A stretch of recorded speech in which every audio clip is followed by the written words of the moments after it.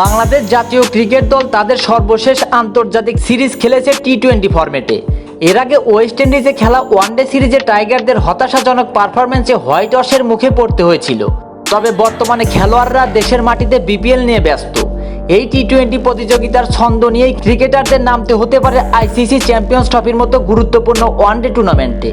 প্রতিটি আইসিসি ইভেন্টের আগে সাধারণত প্রস্তুতি ম্যাচ আয়োজন করা হয়, যেখানে অংশগ্রহণকারী দলগুলো নিজেদের পারফরম্যান্স ঝালাই করে নেয়।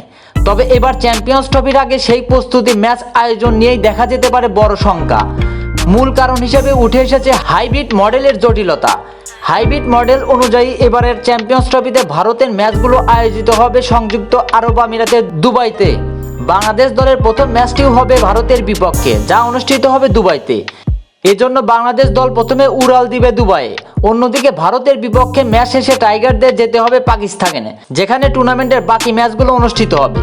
এদিকে পাকিস্তান, নিউজিল্যান্ড ও দক্ষিণ আফ্রিকা নিজেদের মধ্যে একটি ত্রিদেশীয় সিরিজ খেলবে, যা শেষ হবে 14 ফেব্রুয়ারি। এই সিরিজের কারণে Pakistan cricket board PCB champions ট্রফির প্রস্তুতি ম্যাচের সূচি নিয়ে সমস্যায় পড়েছে।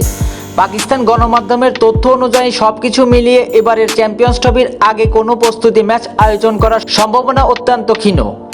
এবারে চ্যাম্পিয়ন্স ট্রফি আয়োজিত হবে মরু শহর দুবাই ছাড়াও পাকিস্তানের 3টি ভেন্যুতে: লাহোর, করাচি ও রাওয়ালপিন্ডি। 19 ফেব্রুয়ারি করাচিতে স্বাগতিক পাকিস্তান ও নিউজিল্যান্ডের মধ্যকার ম্যাচ দিয়ে শুরু হবে টুর্নামেন্ট। পরের দিন 20 ফেব্রুয়ারি দুবাইয়ে অনুষ্ঠিত হবে বাংলাদেশ ও ভারতের মধ্যকার বহুল প্রতীক্ষিত ম্যাচ। চ্যাম্পিয়ন্স ট্রফি সামনে রেখে সময়ের স্বল্পতা, হাইব্রিড মডেলের প্রভাব এবং ত্রিদেশীয় সিরিজের সূচি একত্রে মিলে প্রস্তুতি ম্যাচের আয়োজনকে প্রায় অসম্ভব করে তুলেছে।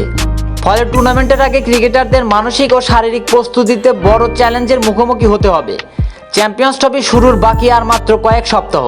তবে প্রস্তুতি ম্যাচ নিয়ে অনিশ্চয়তার এই সময়ে বাংলাদেশ দলের কোচিং স্টাফ এবং ম্যানেজমেন্টের জন্য সবচেয়ে বড় চ্যালেঞ্জ হবে খেলোয়াড়দের দ্রুত ওয়ানডে ফরম্যাটে মানিয়ে নেওয়া।